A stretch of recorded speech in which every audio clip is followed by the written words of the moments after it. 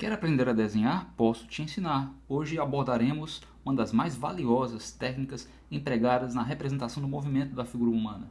Uma técnica que tem toda a possibilidade de levar o seu desenho de personagens a um outro patamar em termos de dinamismo, em termos de expressividade, naturalidade. Eu refiro-me à técnica do torno, à técnica do turning. A técnica do turning, ela compreende que a figura humana pode ser percebida em três diferentes eixos, tá bom?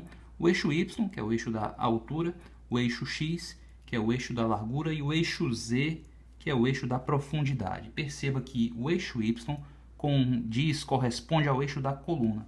O eixo X é a linha dos ombros e o eixo Z é o eixo X rotacionado. Essa é mais uma técnica de rotação da figura, que representa a figura em escorço, tá certo? Então sempre que o personagem projetar um dos ombros para frente, tá certo? Consequentemente o outro estará indo para trás, né? O ombro oposto. Sempre que isso acontecer, estaremos visualizando um giro dos ombros em torno da coluna do personagem, em torno do eixo de simetria do personagem, em torno do seu eixo central, tá bom? Esse giro é o turn, tá certo? Tá aí o nome, técnica do torno, técnica do turning, tá certo? Mas essa situação em que o personagem projeta o ombro para frente, o outro para trás, não é o ápice da técnica. O ápice eu te direi qual é após você se inscrever no canal. Afinal, você quer aprender a desenhar, certo? Se você quer aprender a desenhar, você vai se inscrever no canal, vai aproveitar inclusive para apresentar esse canal a um amigo seu que também quer aprender a desenhar.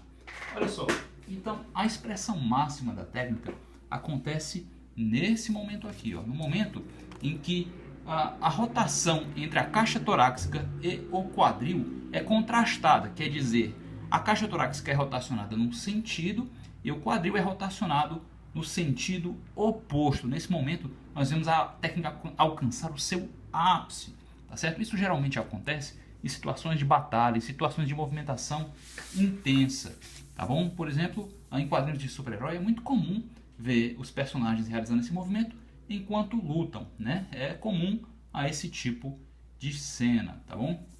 Então, pessoal, como representar isso, como construir isso em termos de esboço? Para realizar isso em termos de esboço, precisamos primeiro visualizar um manequim já finalizado, tá bom? E compreender como se dá esse funcionamento. Essas setas aqui representam o tal do giro, o tal do turn, tá bom? Percebam que os membros eles acompanham essa movimentação, tá certo? Todas essas articulações aqui, ó, elas são uma consequência, a projeção delas é uma consequência do movimento do turning, tá certo? Vamos lá então realizar um bonequinho, começando pela cabeça. Quero que vocês esbocem a cabeça aí com elipse, tá certo? Abaixo da elipse nós vamos utilizar aqui o eixo da coluna.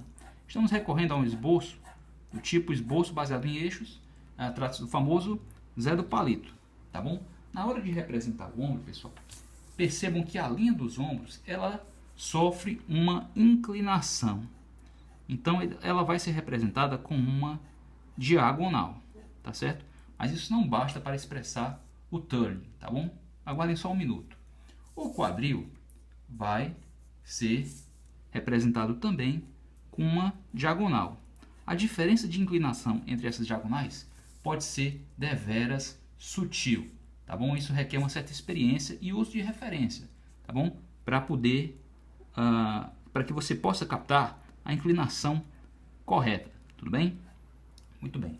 Agora vem o pulo do gato. Pessoal, para poder ter uma noção clara sobre esse giro, certo? Convém utilizar, ó, uma elipse ligando esses pontos de articulação que ficam na extremidade dos eixos do ombro e do quadril.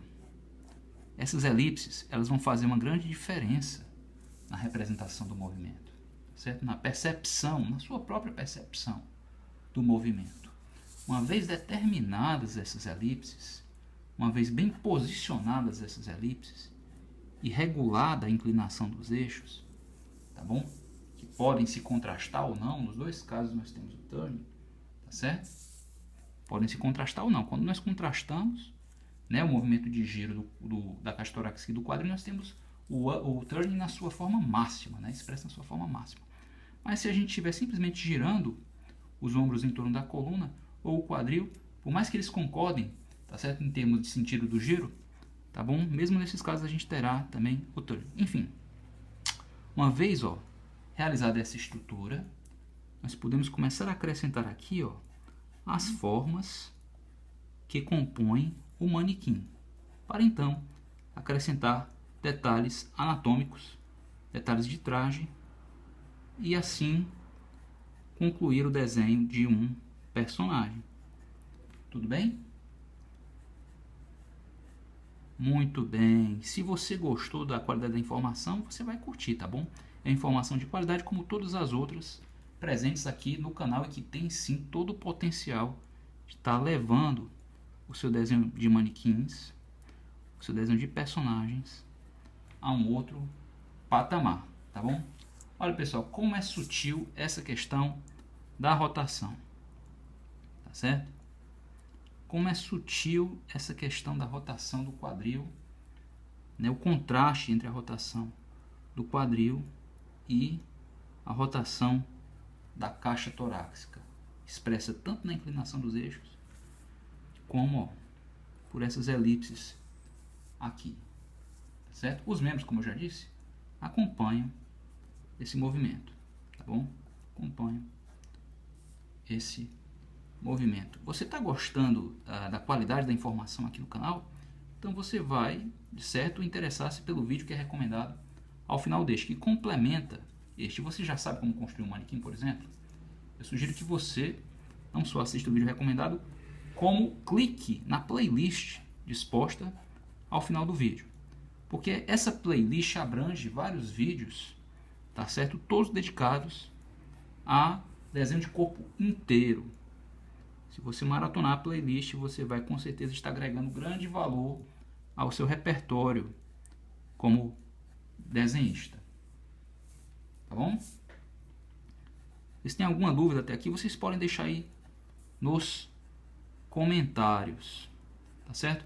Pessoal, por fim, para quem está assistindo o vídeo até este ponto, eu quero oferecer uma informação bônus, tá certo? Uma dica bônus. Não é justo? Vocês assistem o vídeo até o final, eu ofereço a vocês uma dica bônus. Quando vocês estiverem nessa etapa aqui de disposição dos sólidos geométricos sobre os eixos que integram o bonequinho de palitinho, quando vocês estiverem nessa etapa aqui, vocês podem se valer de um manequim mais simples que esse, tá bom? Mais simples que esse, para captar melhor o movimento. Vocês podem se valer de um manequim, ó, como esse aqui.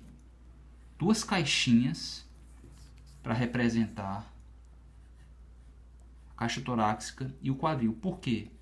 Porque essas caixas vão deixar muito claro quais são as faces, as diferentes faces da caixa torácica e do quadril. Ciente das diferentes faces, né? A diferença entre as faces, entre a lateral e a frente, será mais fácil pensar a rotação. Compreende? Alguma dúvida sobre